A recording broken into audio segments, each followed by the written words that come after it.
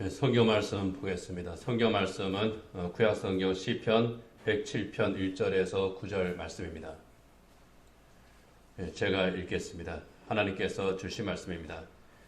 여호와께 감사하라. 그는 선하시며 그 인자하심이 영원함이로다. 여호와의 속량을 받은 자들은 이같이 말할지어다. 여호와께서 대적의 손에서 그들을 속량하사 동서남북 각 지방에서부터 모으셨도다. 그들이 광야 사막길에서 방황하며 거주할 성읍을 찾지 못하고 줄이고 목이 말라 그들의 영혼이 그들 안에서 피곤하였도다. 이에 그들이 근심 중에 여호와께 부르짖음에 그들의 고통에서 건지시고 또 바른 길로 인도하사 거주할 성읍에 이르게 하셨도다. 여호와의 인자하심과 인생에게 행하신 기적으로 말미암아 그를 찬송할지로다. 그가 사모하는 영혼에게 만족을 주시며 줄인 영혼에게 좋은 것으로 채워주심이로다. 아멘. 참 쉬운 것 같으면서도 어려운 것이 감사합니다. 좋은 일이 생기면은 얼마든지 우리는 감사할 수 있습니다. 그런데 고난이나 시련, 때로는 견디기 힘든 그런 불행을 겪게 되면은 그때 감사하는 것 쉽지 않습니다. 마음에 상처를 입었는데 감사의 말보다는 원망의 말이 먼저 튀어나오게 됩니다. 시험에 들게 되기도 하죠.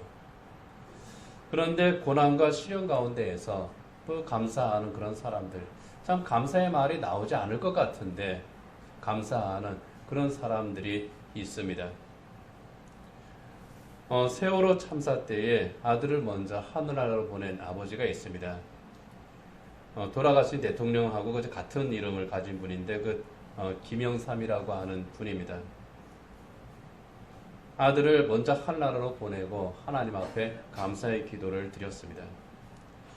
갑자기 일어난 교통사고가 있습니다. 전신 화상을 입었습니다. 온몸에 다 타버리는 그런 심각한 화상을 입었음에도 하나님 앞에 또 감사하는 삶을 살고 있는 이지선 교수가 있습니다. 실명을 하고 또 각종 암으로 투병하다가 하늘나라로 간 이민아 변호사가 있습니다. 두 팔과 두 다리가 없는 그런 장애인으로 태어났던, 그럼에도 불구하고 하나님 앞에 아름다운 찬양을 올렸던 레나 마리아 같은 그런 사람도 있습니다. 고난이나 사고 가운데에서 참 오히려 감사하며 살아가는 그러한 사람들, 그들의 감사가 우리에게 감동을 주는 이유는 그 감사가 형식적이거나 위선적인 감사가 아니기 때문입니다. 영혼에서 우러나오는 진정한 감사였기에 그 감사들이 우리를 감동하게 합니다. 세계적인 바이올리니스트 정경화 씨가 있습니다. 2005년도니까 벌써 16년 전이죠. 연주회 준비를 하다가 손가락 부상을 당했습니다. 바이올린 연주자가 손가락 부상을 당하면 더 이상 바이올린을 연주할 수가 없습니다. 바이올린 연주자로 생명이 끝나버린 겁니다. 낙심했겠죠. 시간이 지났습니다. 몇 년이 지난 다음에 이 정경화 씨가 자기의 손가락 부상을 두고 자기가 바이올린 연주를 그만둔 것을 두고 이런 말을 했습니다. 하나님께서 무슨 뜻으로 나에게 이런 시련을 주셨는가? 이거를 참 많이 생각을 했다는 겁니다. 화가 복이 된다고 하던 어머니의 말씀을 수만 번 떠올리며 지냈습니다. 그 어머니는 기도의 사람입니다. 믿음이 참 좋으신 분이에요.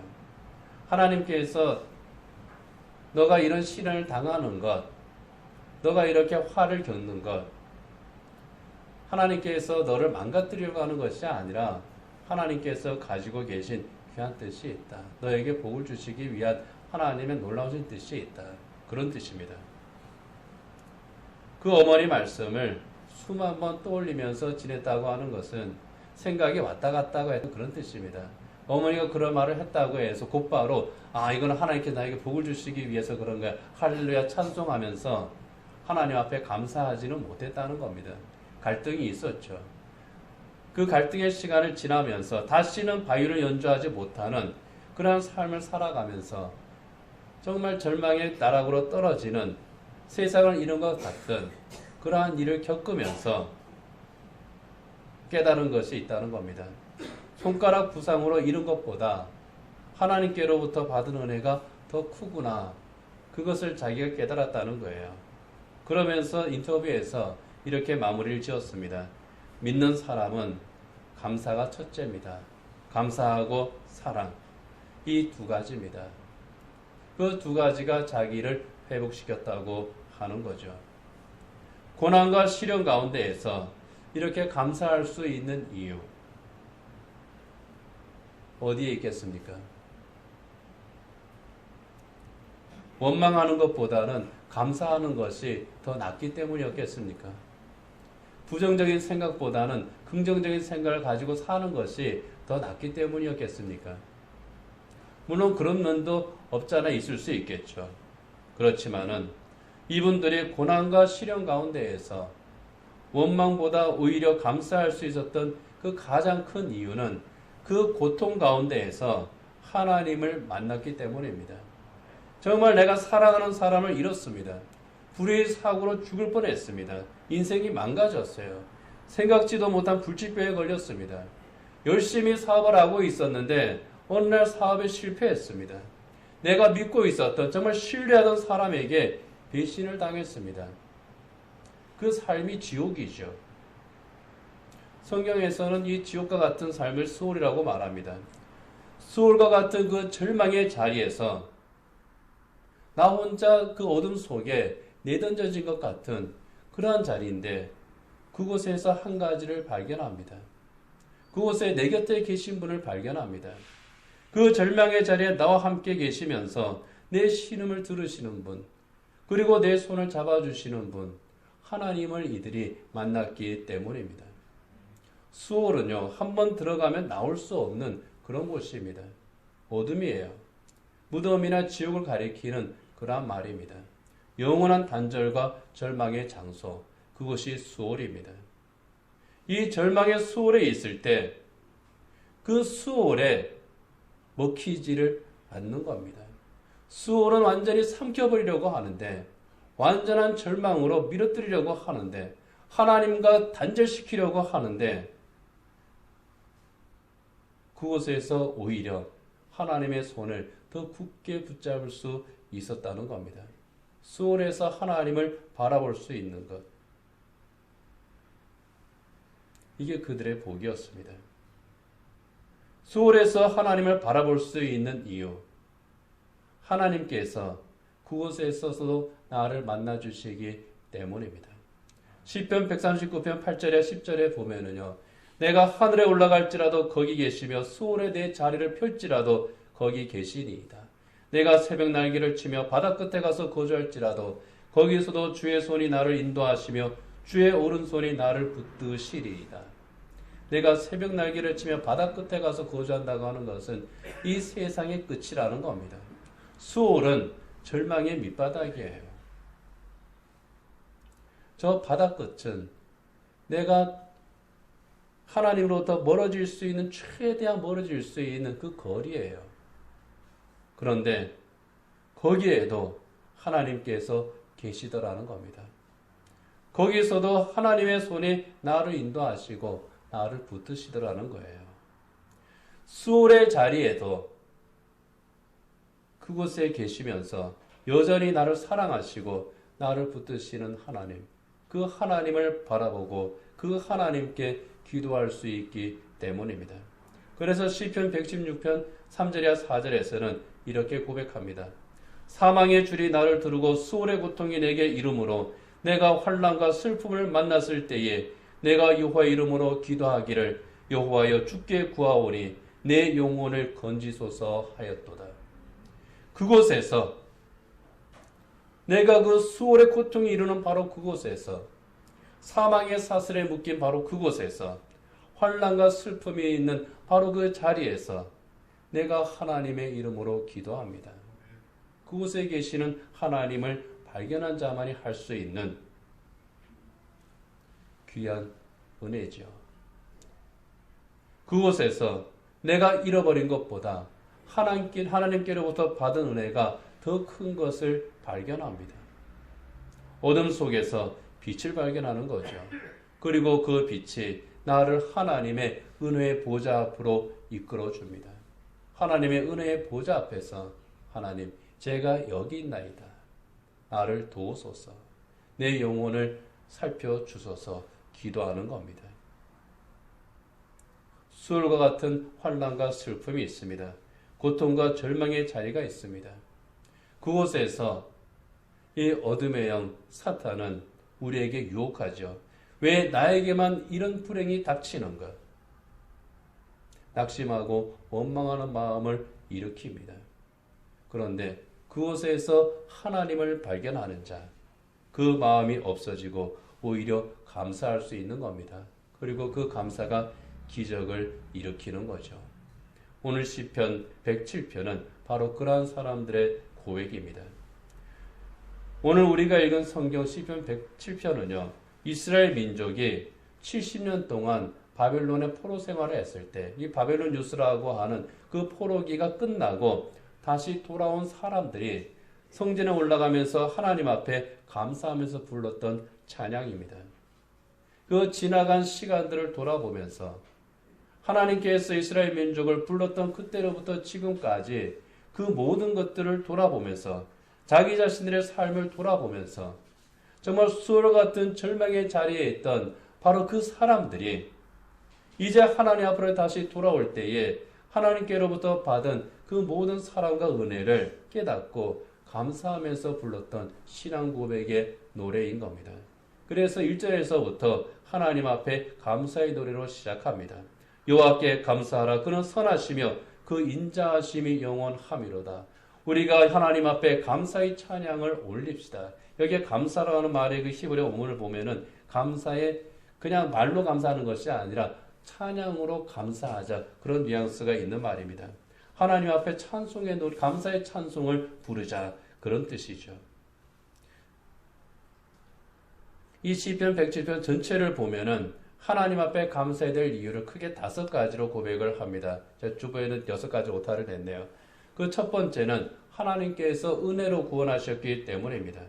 오늘 본문 2절이야 3절에 보면은 여호와의 속량을 받은 자들은 이같이 말할지어다. 여호와께서 대적의 손에서 그들을 속량하사 동서남북 각 지방에서부터 모으셨도다.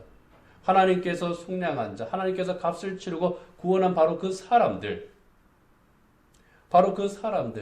하나님의 은혜로 구원받은 사람들은 이렇게 말하라는 겁니다.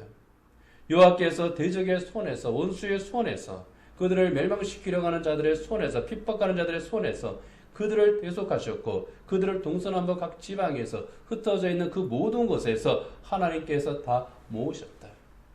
하나님께서 대속하시고 하나님께서 흩어진 그곳에서, 버림받은 그곳에서 불러주시고 구원하셨다는 겁니다. 두 번째는요, 방황하는 사람들을 바른 길로 인도하셨기 때문입니다. 길을 잃은 자들, 광야에서 길을 잃은 자들을 하나님께서 바른 길로 인도하십니다. 6절이야 7절에 보면은 이에 그들이 근심 중에 여호와께 부르짖음에 그들의 고통에서 건지시고 또 바른 길로 인도하사 거절 성읍에 이르게 하셨도다. 광야에서 길을 잃고 방황하는 그 이스라엘을 하나님께서 가나안으로 인도하신 것처럼 광야 같은 세상에서 헤매고 있는 사람들, 어디로 가야 될지, 길을 잃은 바로 그 사람들, 그들의 부르짖음을 들으시고 하나님께서 하늘나라를 향한 길로 인도하시는 겁니다. 이스라엘을 가나안으로 인도하시듯이 하나님의 백성들을 하나님의 나라를 향한 그 길로 인도하시는 겁니다. 세 번째는요, 절망 가운데 있는 자들에게 소망과 회복의 은총을 베풀어 주셨기 때문입니다. 13절이야 14절에 보면은 이에 그들이 그 환난 중에 여호와께 부르짖음에 그들의 고통에서 구원하시되 흑암과 사망의 그늘에서 인도하여 내시고 그들의 얽어맨 줄을 끊으셨도다. 그들의 얽어맨 줄, 내 스스로는 결코 끊을 수 없는 그 줄입니다. 내가 이 세상에서 죄가 죄인 줄 모르고 잘못된 것이 잘못된 것인 줄 모르고 거기에 얽혀 들어갔다가 스스로 벗어나지도 못하고 얽매이는 바로 그러한 줄입니다. 삼손처럼 하나님께서 자기에게 주신 그 좋은 달란트를 다 낭비하고 죄와 악의 유혹에 넘어가서 얽매인 바로 그 줄입니다. 거기에서 더 이상 내가 할 수 있는 것이 없습니다.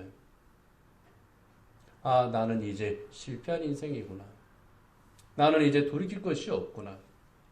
그런데 그들을 하나님께서 흑암과 사망의 그늘에서 인도하여 내신다는 겁니다. 하나님께서 그 줄을 끊어주신다는 겁니다.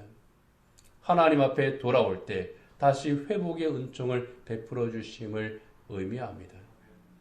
네 번째는요, 죄악을 깨닫고 그 죄책으로 괴로워하는 사람들에게 용서와 사죄의 은총을 베풀어 주셨기 때문입니다. 본문 19절에 20절에 보면은 이에 그들이 그들의 고통 때문에 여호와께 부르짖으매 그가 그들의 고통에서 그들을 구원하시되 그가 그의 말씀을 보내어 그들을 고치시고 위험한 지경에서 건지시는도다.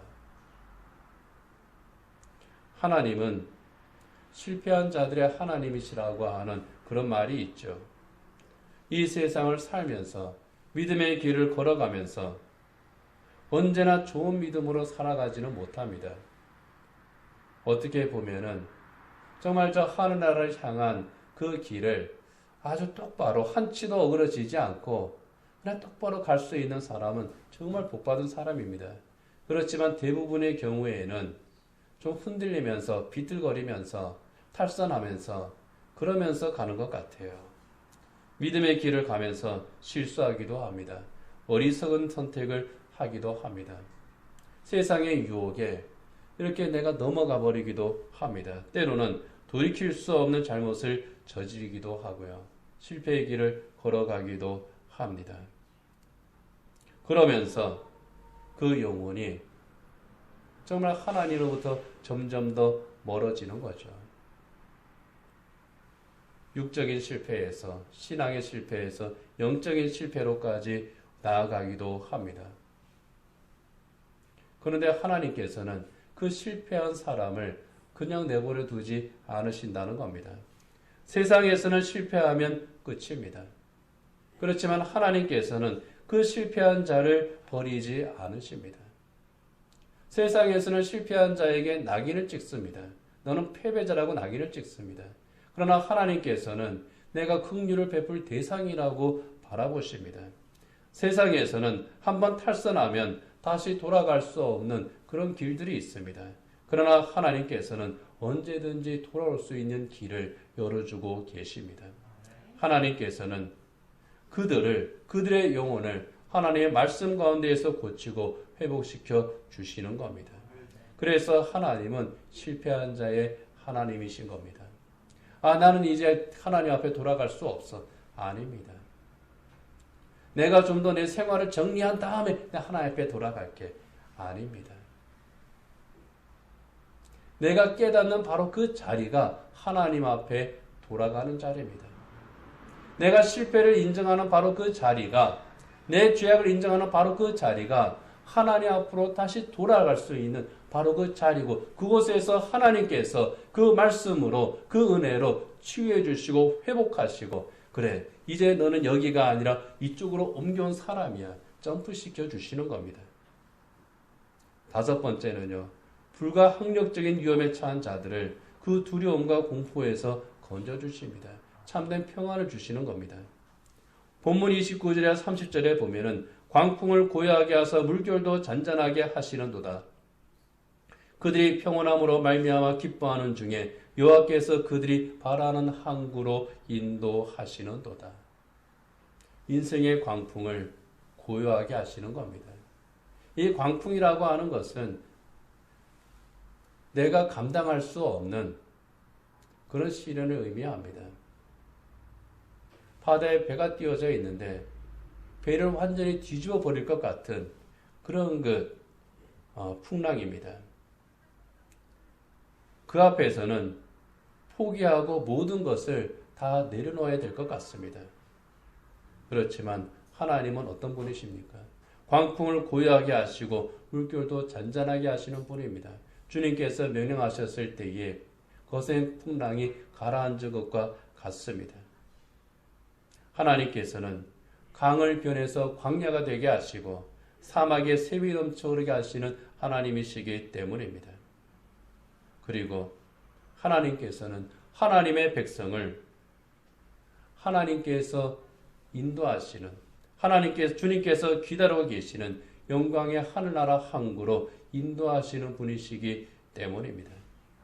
시편 기자는 이 모든 것이 하나님께서 그 인자하심으로 자비를 베푸셨기 때문이라고 하는 것을 깨달아 알고 하나님 앞에 정말 하나님께서 나에게 인자를 베푸셨고 하나님께서 나에게 기적을 베풀어 주셨구나. 그래서 하나님 앞에 감사합니다. 이 모든 것이 내게 주신 기적이기에 나는 감사할 수밖에 없습니다. 그러니 내가 찬송합니다. 우리 함께 찬송합시다. 이것이 시편 107편의 고백입니다. 그런데 이 시편 기자가 고백하는 이 모든 은혜가 우리 예수님의 십자가 안에 있다는 겁니다. 예수님께서 십자가를 지심으로 모든 죄와 악의 사슬이 끊어졌습니다. 우리가 끊을 수 없는 그 사슬을 우리 주님께서 끊어주신 겁니다. 십자가를 바라보는 자, 그 모든 죄와 허물이 용서함을 받는 그 은총을 주셨습니다. 십자가를 지신 예수를 믿고 바라볼 때에 우리 하나님께서 참된 평안과 영원한 안식의 선물을 주셨습니다. 여러분, 우리 주님의 십자가는요, 우리를 부르시는 하나님의 인자하심, 우리를 죄와 악에서 구원하신 기적의 증거인 겁니다. 그래서 십자가 은총으로 구원받은 성도들, 하나님 앞에 감사를 드릴 수밖에 없는 겁니다. 그래서 우리는 십자가를 붙들고 십자가의 주님과 함께 십자가의 주님의 그 나라를 향해서 그 영광의 항구를 향해서 인생의 항해를 하는 겁니다. 오늘 추수감사절입니다. 추수감사절은 말 그대로 하나님께서 우리에게 주신 것들을 하나님 앞에 감사함으로 드리는 날이죠. 우리나라 대부분의 교회가 11월 셋째 주일에 추수감사 예배를 드립니다. 일부 교회들은 추수감사절은 이미 추수가 다 끝난 뒤인데 우리 농사 추수를 하는 추석이나 10월 중에 추수감사예배를 드리는 것이 더 낫지 않느냐 그러면서 당겨서 드리기도 합니다. 그렇지만 우리 교회는 11월 셋째 주일 이날에 드리는 전통을 지킵니다. 추석에 하는 것은요, 그 의미도 있지만 추석은 그냥 명절입니다. 명절의 추수감사의 의미가 묻혀버려요. 그래서 그것은 썩 바람직한 것 같지는 않습니다. 굳이 날을 바꿔서 한다면은 10월 마지막 주일, 종교개혁 주일에 하는 것이 어떻겠나 그런 생각은 하죠. 11월 셋째 주일에 우리나라 교회가 추수감사절을 지키는 그런 이유가 있습니다.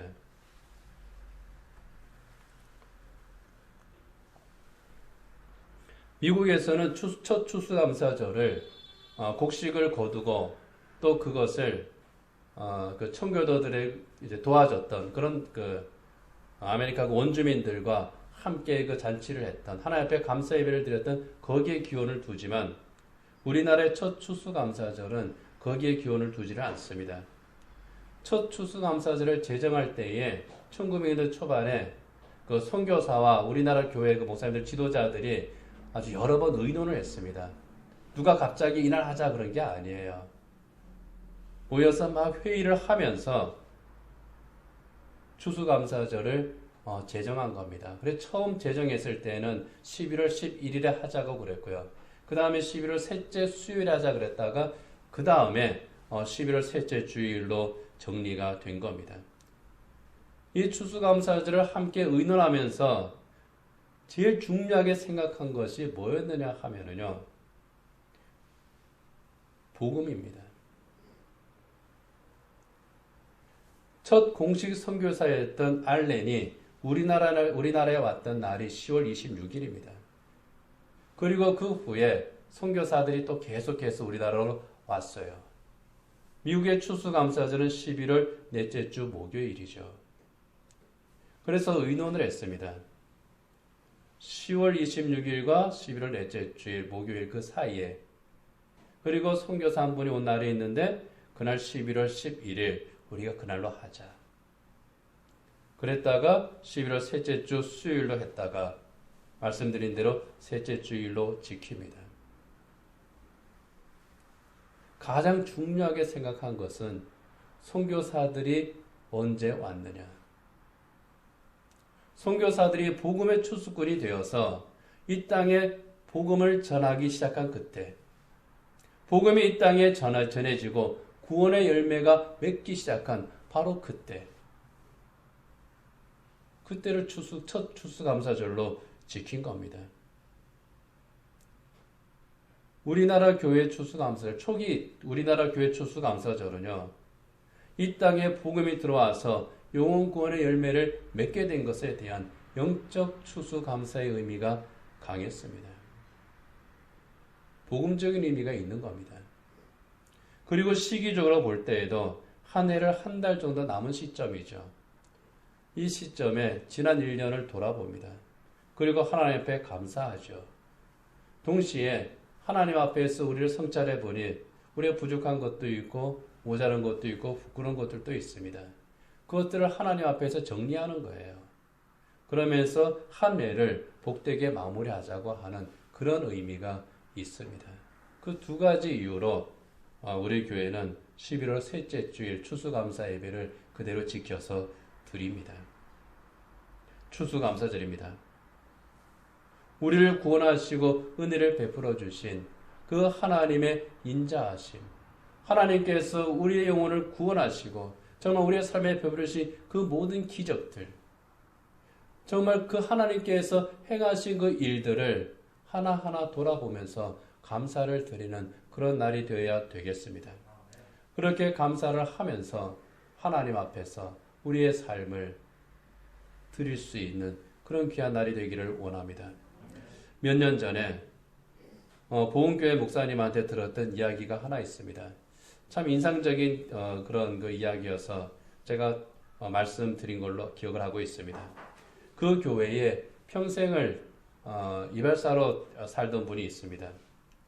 그분이 이제 하나님 품에 안기셨는데 폐암으로 3개월 시한부 선고를 받고 병원에 입원하고 그리고 이제 곧 돌아가셨다는 겁니다.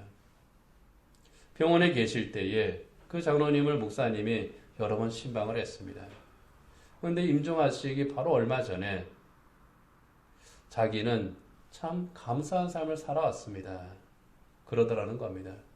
그러면서 감사한 것을 몇 가지 정리하면서 이야기하더라는 거죠. 혹시 기억하고 계신 분이 계실지도 모르겠습니다. 7가지를 감사했는데 이렇게 감사했습니다. 그 첫 번째는 만남을 감사했다는 겁니다. 자기 아내와 자녀들 그리고 그런 가족들 만나게 해주셔서 감사하고 좋은 교회와 좋은 교인들을 만나게 해주셔서 감사하다는 겁니다. 이 세상의 어떤 만남보다 좋은 가족, 좋은 교회, 좋은 교인 이 만남이 나에게는 소중합니다. 그래서 감사합니다. 두 번째는 그 만남이 영원에서 또 감사하다고 하는 겁니다. 이 땅에서뿐만이 아니라 하늘나라에까지 이 만남이 계속 이어지니까 전 참 감사합니다. 그러더라는 거예요. 그리고 세 번째 감사는 나같이 보잘것없는 사람을 주님이 받아주심이 감사합니다. 나 같은 것이 주님께 드리는 물질과 그 헌신들을 받아주심이 감사합니다. 내가 돈을 벌어서 헌금하고 또 교회 지는 일에 쓰임받았으니 참 감사합니다. 그리고 네 번째는 내가 폐암 말기 시한부 3개월 선고를 받았는데 나한테 원망이 아니라 감사하는 마음이 생기고 그리고 주님과 더 가까워졌으니 감사합니다. 다섯 번째는 나의 나됨이 하나님의 은혜임을 감사합니다. 바울의 그 고백과 같죠. 여섯 번째는 안심이 돼서 감사하다는 겁니다. 내가 죽으면 이 두고 가는 자기 아내와 자녀들 이거 어떻게 하나? 나 죽으면 어떡하지? 나만 바라보고 사는 내 가족들 어떡하지? 늘 걱정이었는데 자기 자식들 이제 다 자기 밥벌이 할 수 있고 그리고 아내를 두고 가지만 내 아내도 하나님께서 책임져 주실 것을 믿으니 내 안심이 됩니다. 이 안심하는 마음을 내게 주셔서 감사합니다. 그리고 마지막 7번째는 어떻게든 하나님의 은혜를 보답하려고 하는 마음을 갖게 해주심을 감사합니다. 투명하면서 이제 내 인생이 남은 시간이 얼마 안 되는구나. 이것을 보면서 하나님의 은혜가 새록새록 깨달아지고 어떻게든 내가 하나님의 이 은혜를 정말 다 갖고 다 보답하고 내가 하늘나라로 가야 되겠는데 그런 마음이 생기더라는 거예요. 그렇게 7가지 감사를 하더라. 그렇게 하나님을 사랑하고 또 주님의 일에 아낌없이 헌신을 하더라. 이 이야기를 이제 전하면서 그 목사님이 내가 깨달은 게 있습니다. 그런 말을 했어요. 은혜를 볼 수 있는 눈이 환해지면 언제나 감사하는 마음으로 살 수 있구나. 이 말이 참 인상적이었습니다. 은혜를 볼 수 있는 눈. 하나님의 은혜를 볼 수 있는 눈이 열리니까 감사할 수 있게 되더라고 하는 겁니다. 하나님의 은혜를 보는 눈이 밝아지면 하나님께서 나를 위해서 하시는 일들이 보이는 겁니다. 처음에 말씀드린 정경화 씨의 경우도 비슷하겠죠. 손가락을 잃고 낙심했는데 하나님의 은혜를 보는 눈이 열렸습니다. 그랬더니 오히려 더 큰 하나님의 사랑을 깨닫고 감사하게 되더라는 겁니다. 은혜를 보는 눈이 밝아지게 되면요, 나를 도우시는 하나님의 손길이 보입니다. 나를 향해서 손을 뻗고 내밀고 계시는 그 하나님의 오른손이 보입니다. 보이니까 잡을 수 있죠. 하나님의 인자하심, 하나님의 기적이 보이게 됩니다.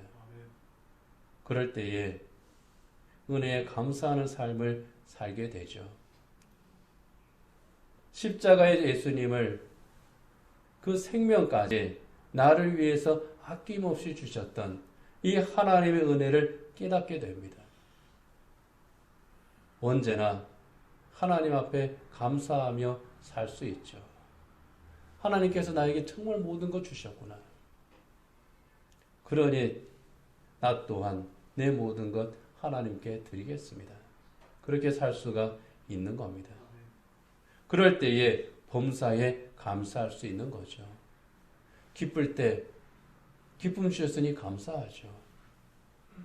슬플 때 나를 위로하시는 주님을 발견하고 또 감사합니다. 일이 잘 풀릴 때에도, 때로는 일이 뜻대로 풀리지 않을 때에도, 내가 건강할 때에도, 내가 아플 때에도, 내가 형통할 때에도, 때로는 내가 시련 가운데 있을 때에도, 그때마다 나에게 은혜를 베푸시는 하나님, 그 하나님을 발견하고 언제나 감사할 수 있는 것은요, 하나님의 은혜를 그 보는 눈이 열렸기 때문입니다.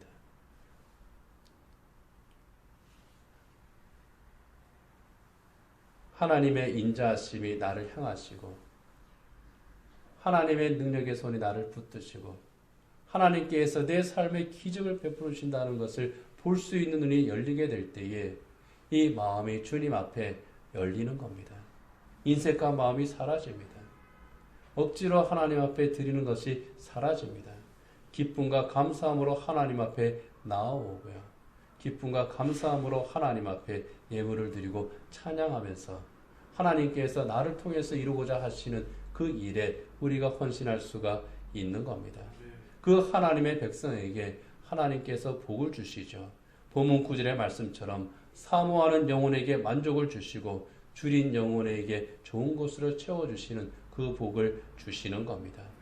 이제 말씀을 맺도록 하겠습니다. 언제나 우리와 함께 하시는 하나님, 그 인자하심으로 또 우리에게 그 능력의 손으로 행하시는 기적이 있습니다. 그 기적을 보는 그 눈이 밝아지기를 원합니다. 늘 기쁨과 감사를 하나님 앞에 드릴 수 있고, 그리고 하나님께서 우리에게 허락하신 그 모든 사람들에게 이 하나님의 은혜를 나누면서 사는 사람들, 그리고 이 하나님의 은총을 찬송하면서 우리 함께 하나님께 감사하고 찬송합시다. 소개하면서 권유하면서 살아갈 수 있는, 그래서 하나님께서 우리를 위해서 예비하신 저 하늘나라 항구를 향해서 함께 항해하는 저와 여러분이 되기를 원합니다.